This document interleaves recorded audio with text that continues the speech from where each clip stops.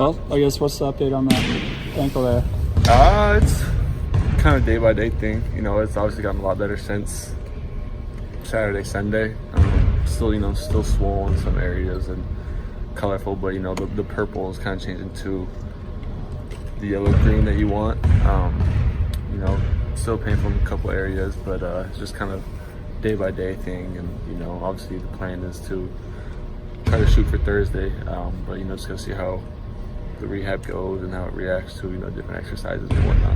How did it feel on Sunday after, coming back and then playing through the adrenaline in the second half? It was bad. I'm not gonna lie. Once the game ended and it kind of cooled down, it was pretty painful and hard to walk on. I didn't get much sleep that night, but then it kind of twisted and turned, would wake me up. But I got in there, got treatment on Sunday, talked to the doctors, X-rays all looked good, which made me happy. Now it's just I think I kind of just rolled both sides of it, so it got a little more swollen. But in just a day, I went from not being able to walk to, can walk, but, painful in a couple areas, which is kind of given with a rolled ankle or whatnot. But it's making progress, and I think back to the one in the Pac-12 tournament. I think that was a couple days, and, it was close to normal. Can you talk a little bit about just the importance of wanting to come back and play, the rest of the second half, and just how big that game was for you to come back and kind of, lead your teammates, so to speak? Yeah, obviously that kind of game, that kind of environment, you don't want to sit out of it. We're having a lot of fun, and obviously, with adrenaline kicking in, you don't feel it as much. But it was just. A fun game. We're up big down there, and so you just want to keep adding to that. Just want to keep helping your team as well. So yeah, nothing was going to keep me out of that game. Just to just fight through it and kind of continue to help lead my team any way possible. Looking back on that film, what were some things from that game where, as a team, you guys are proud of and can build on?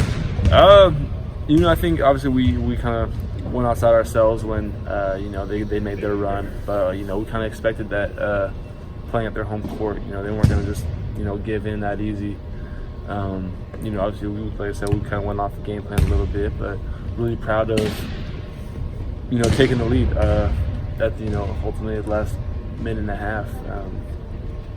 When you have a lead like that and the team comes back and takes the lead, it's tough to get a win. You kind of crush your spirit or whatnot, but we gutted it out.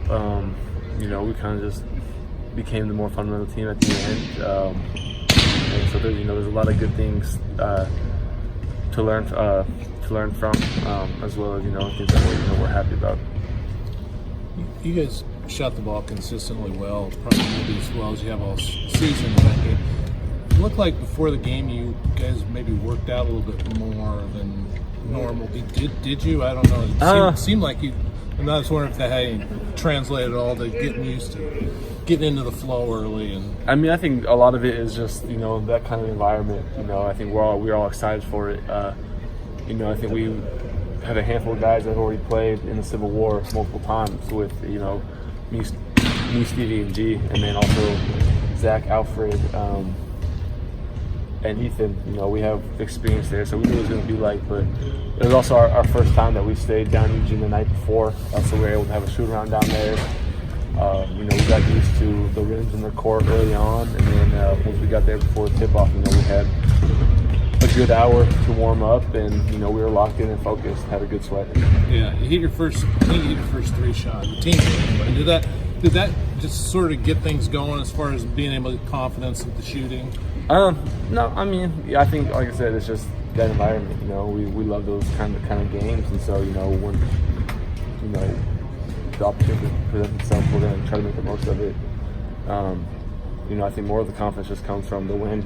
We're able to get a win down there at our rival school to open up league. It's more of a confident builder than hitting a couple shots. So, that's we know we're scorers. We know we can shoot the ball. Or that's not what we're worried about. It's just I think we pay attention to being locked in and focused, and then just having a great win. And defensively, you guys are in a stretch now where I think you've held 4 straight opponents to 40% or lower. Do you feel like you guys are kind of getting back to where you want to be defensively? I think so. I think we were really good early on, and like I said, we had a stretch where we kind of lost it, and like I said, a lot of that was kind of maybe when we didn't have we didn't have his voice, and so having a freshman pretty much have to lead our defense. It's tough, but he got a lot more comfortable. Kyler's got more comfortable. But we know what since my dad's been here. They've always been good defensive teams, and so we know what we're capable of. We know what our zone does, and our man as well. As long as we're locked in and focused, we know we can get stops and frustrate teams. How much is defensive rebounding a part of being successful defensively? Yeah, well, it was a big focal point this last week of practice. We did a bunch of rebounding drills just because we knew the athletes they have and the physicality, as well as just the hostility that was going to be in the air just for OSU U of O game. So we really made it an emphasis to cut out both offensively and defensively, and I know we had them on the boards early, and should continue to do so because those kind of things are backbreakers for other teams.